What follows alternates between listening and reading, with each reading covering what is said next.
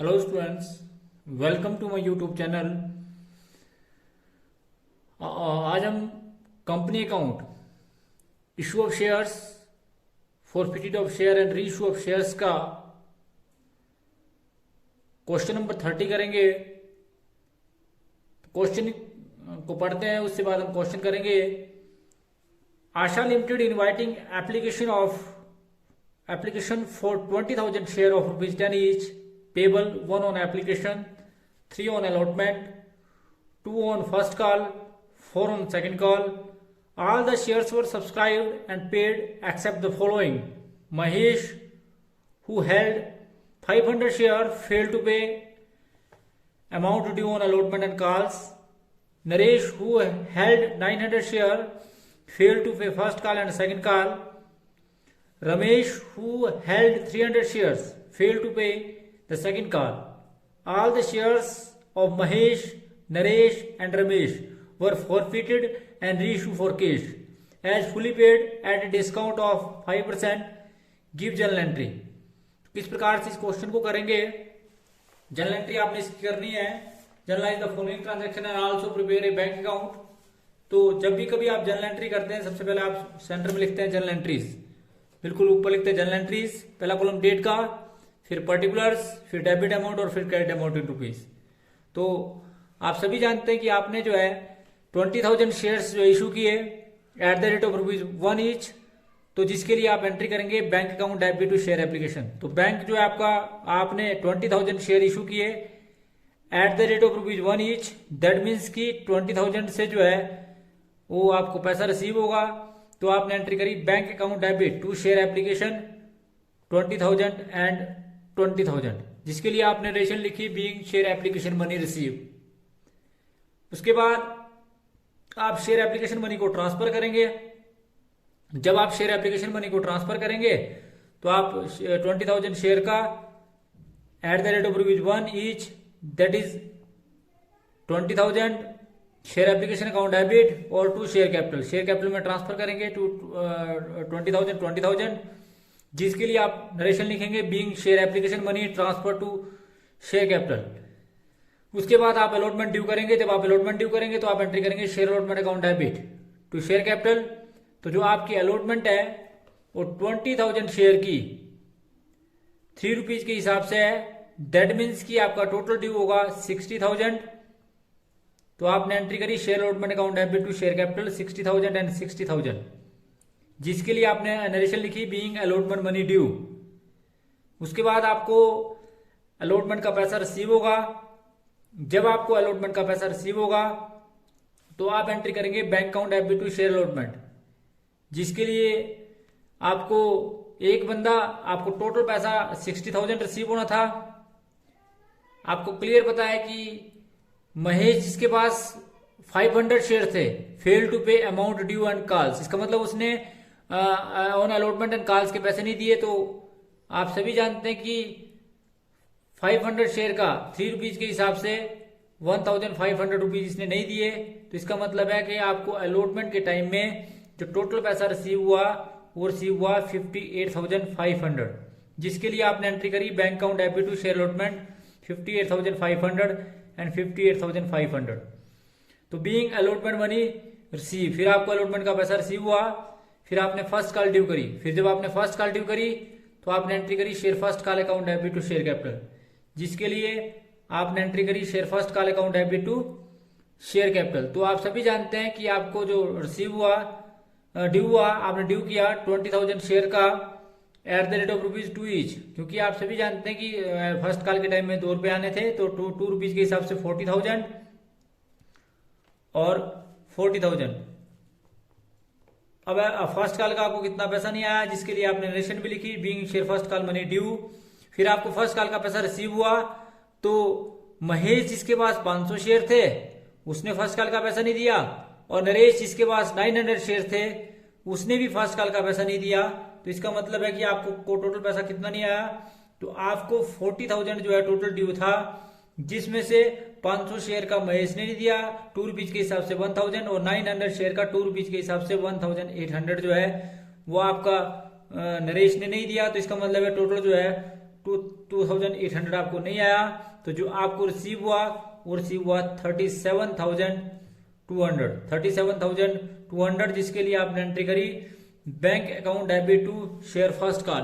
इसका मतलब है आपको फर्स्ट कॉल का जो टोटल पैसा रिसीव हुआ उसके लिए आपने एंट्री करी bank account debit to share first call. ठीक है जी। उसके बाद आपने सेकंड कॉल ड्यू करी, तो सेकंड कॉल जो ड्यू हुई आपकी वो आपको पता होना चाहिए। सेकंड कॉल जो आप ड्यू करेंगे तो share second call account debit to share capital, और जो शेयर सेकंड कॉल है वो भी आपकी 20,000 शेयर की 4 रुपीज के हिसाब से, दैट मीन्स कि आपको 80,000 जो है वो ड्यू होगा। तो जिसके लिए आपने एंट्री करी share second call account debit to share capital 80,000 and 80,000।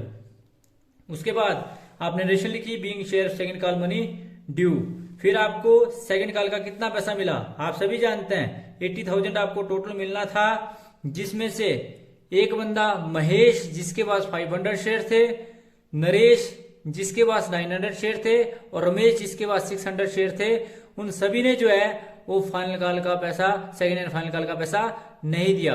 तो जो आपको नहीं आया वो टोटल मिला के 500 प्लस 9,000 1,400 प्लस 6,200, तो 2,000 शेयर का आप सभी जानते हैं 4 रुपए के हिसाब से, दैट मीन्स कि आपको 8,000 नहीं मिला।